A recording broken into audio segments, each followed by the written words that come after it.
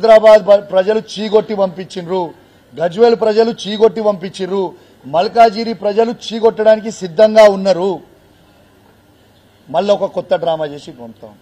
ఎంత సిగ్గుచేటంటే నేను పెద్ద నాయకుడిని, హుజరాబాద్ ప్రజలను రమ్మంటున్నారు అని ప్రతి ఊరికి 25,000 రూపాయలు పంపించి బండ్లు ఇచ్చి రారానైనా మీ దండం పెడతా పంచాను జరన్న వచ్చి హుజరాబాద్కి రమ్మని అన్నారు. నా ఇంటి కూడా ధర్నా చేసి యాక్షన్ చేయిరి అని చెప్పి ఊరికి 25,000 రూపాయలు నువ్వు పంపితే కూడా, ఊరికి 25,000 రూపాయలు నువ్వు పంపితే కూడా నీకు వచ్చింది ఎందుమని?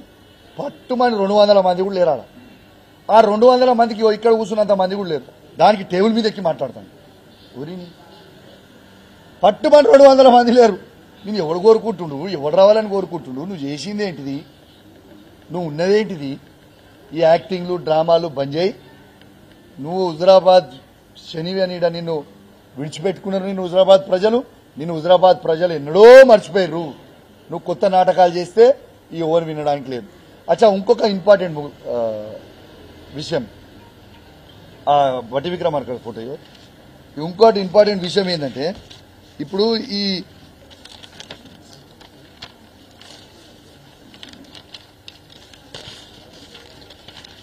మరి నేను ఇంకొకటి కూడా అడుగుతా ఉన్నా. ఇలా బట్టి విక్రమార్క గారి కారులో నువ్వు కలిసి ఈ ప్రోగ్రాంకి పోయినావు. ఇది నీ అఫీషియల్ అకౌంట్లోనే నువ్వు పోస్ట్ చేసుకున్నావు. పోయినప్పుడు మరి ఇదే బట్టి విక్రమార్క గారు బీజేపీ అధ్యక్షుడైన రామచంద్రరావు గారిని, ఆయన అధ్యక్షుడైన రోజు రోహిత్ వేముల కేసులో ఆయన ఇన్వాల్వ్మెంట్ ఉంది, ఆయనకు ప్రెసిడెంట్ ఎట్లిస్తారు అని బట్టి విక్రమార్క గారు ఆ రోజు విమర్శించిండు.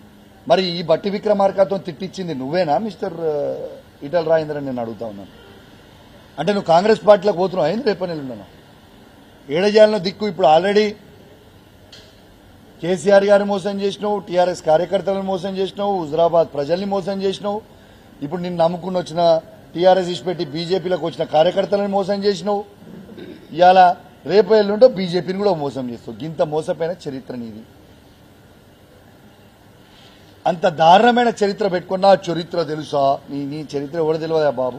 నువ్వు చీటర్ అని తెలుసు, నువ్వు మోసగాని అని తెలుసు, అన్నీ తెలుసు. ప్రజలన్నీ కూడా గమనిస్తా ఉన్నారు. ఖచ్చితంగా మళ్ళా కూడా నేను చెప్తా ఉన్నా, హుజరాబాద్ గడ్డ మీద కూర్చొని చెప్తా ఉన్నా, 5 మండలాల్లో 5 జెడ్పీటీసీలు గెలిచేది బీఆర్ఎస్ పార్టీయే, 5 ఎంపీపీలు గెలిచేది బీఆర్ఎస్ పార్టీయే, ప్రతి గ్రామంలో ఎంపీటీసీ గెలిచేది బీఆర్ఎస్ పార్టీయే, ప్రతి వార్డు మెంబర్ గెలిచేది బీఆర్ఎస్ పార్టీయే, ప్రతి సర్పంచ్ గెలిచేది బీఆర్ఎస్ పార్టీయే, ప్రతి కౌన్సిలర్ గెలిచేది బీఆర్ఎస్ పార్టీయే, ప్రతి చైర్మన్ గెలిచేది బీఆర్ఎస్ పార్టీయే. రాసి పెట్టుకోండి, మీకు ఇవాళ చెప్తున్న ఈ మాటని. ప్రతిదీ కూడా మళ్ళా కేసీఆర్ గారి జెండా ఎగిరేస్తుంది. ఇక కొన్ని నేను చెప్పాల్సిన అవసరం లేదు. కొన్ని సర్వేలు వాళ్ళే చేసుకురు, వాళ్ళే బయట పెట్టిరు. ప్రతి కాంగ్రెస్ పార్టీ సర్వేలో కూడా ఇక్కడ బీఆర్ఎస్ పార్టీ జెండా ఎగురుతుందని వెరీ క్లియర్గా చెప్పారు.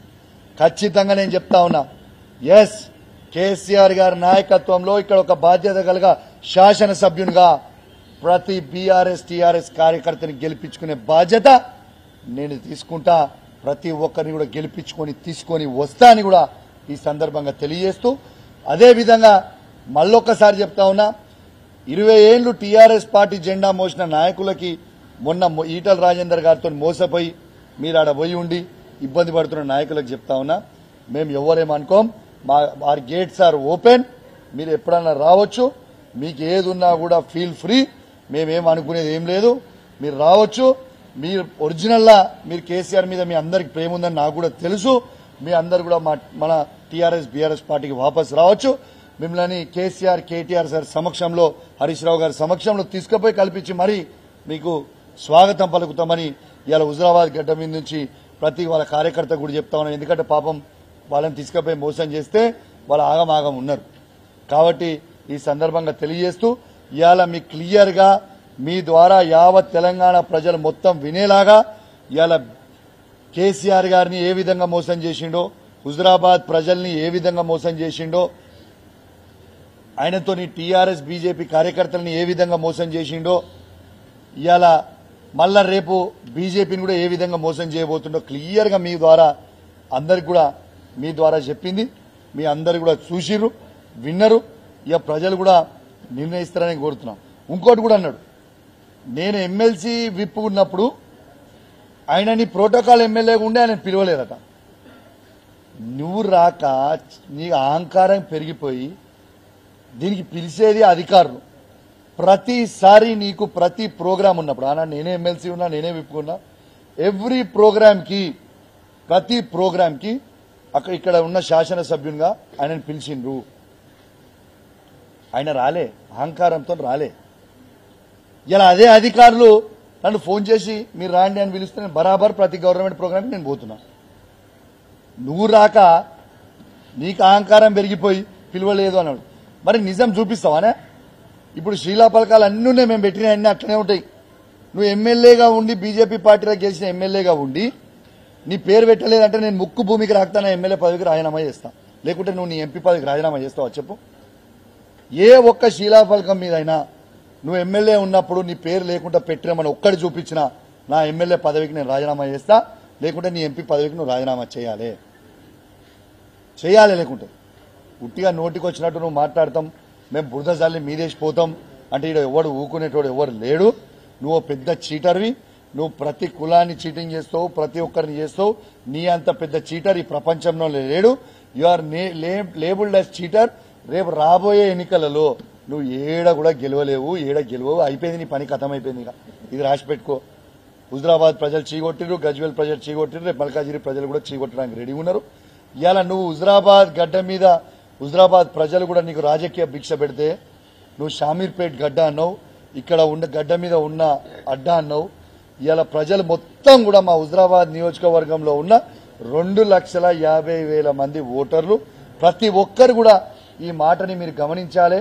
నేను ఖచ్చితంగా మీకు సోషల్ మీడియాలో మాట్లాడింది మళ్ళీ మీకు కూడా ప్లే చేసి ప్రతి ఒక్కరు కూడా పంపిస్తాను కూడా ఈ సందర్భంగా తెలియజేస్తూ సెలవు తీసుకుంటా ఉన్నాను. జై తెలంగాణ, జై కేసీఆర్.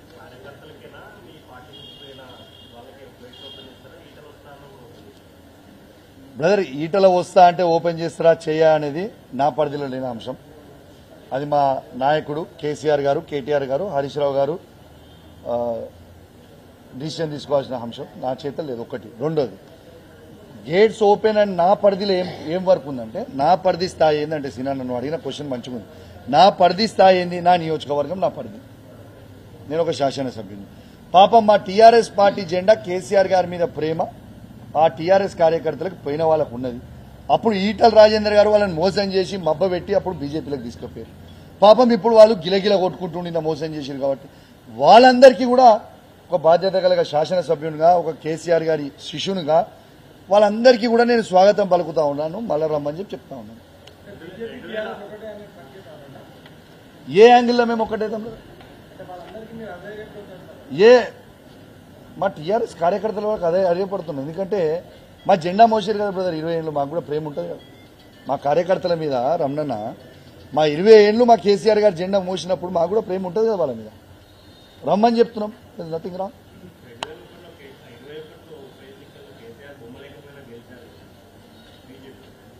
బ్రదర్, అది ఏదో ఆనాడు ఏదో జరిగిపోయింది ఫ్లూక్లా. కానీ మొన్న 2023లో అదే హుజరాబాద్లో మళ్ళీ ఆయన ఓడగొట్టింది కదా. ఇంత యాంటీ వేవ్లో కూడా ఏదో ఉట్టిగా 500,000తో గెలవలే కదా, 17,000తో ఓడగొట్టినాం. ఇంకేం కావాలి? దానికంటే పెద్ద ఆన్సర్ కాదా? హుజరాబాద్ గడ్డ కేసీఆర్ అడ్డా. 2004 నుంచి 2023 వరకు ఏ ఎలక్షన్ పెట్టినా, జనరల్ ఎలక్షన్ పెట్టినా ఇక్కడ టీఆర్ఎస్ ఓడిపోలే. ఒక్క ఎలక్షన్ పోతే పోవచ్చు. కానీ నువ్వు కేసీఆర్ గారికి ఈటల రాజేందర్ గారికి ఉన్న డిఫరెన్స్ చెప్తా మీకు. కేసీఆర్ గారిని ఓడగొట్టినా హుజరాబాద్ ప్రజల మీద ఏనాడు కేసీఆర్ గారు కోపం తీర్చుకోలే. హుజరాబాద్లో ఈయన మోసం చేసిపోయినా మమ్మల్ని ఎమ్మెల్సీ చేసి తిప్పిండు, అన్ని అభివృద్ధి కార్యక్రమాలు చేసిండు. కానీ ఈయన 2021లో బీజేపీ శాసనసభ్యునిగా గెలిచి కనీసము 2 సంవత్సరాలు అసలు హుజరాబాద్ ముఖం చూడలేదు. మళ్ళా ఓడగొట్టినాక కూడా కనీసం హుజరాబాద్ ముఖం చూడలేదు. మల్కాజిరికి వెళ్ళిపోయింది పోటీ చేసి. కేసీఆర్ గారికి ఈటల రాజేందర్ గారికి ఉన్న డిఫరెన్స్ అదే. హుజరాబాద్ ప్రజల మీద ఉన్న ప్రేమ.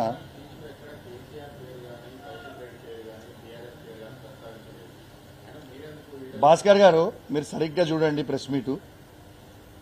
ఆ మాట్లాడిన 30 minutes లో బరాబర్ మా కేసీఆర్ గారిని అన్నాడు, బీసీ భవనాలు ఆయన కట్టిండానే. బీసీ భవనాలు ఎవరు కట్టిరు? బీసీ భవనాలు బాజాప్తు కేసీఆర్ కట్టిండు.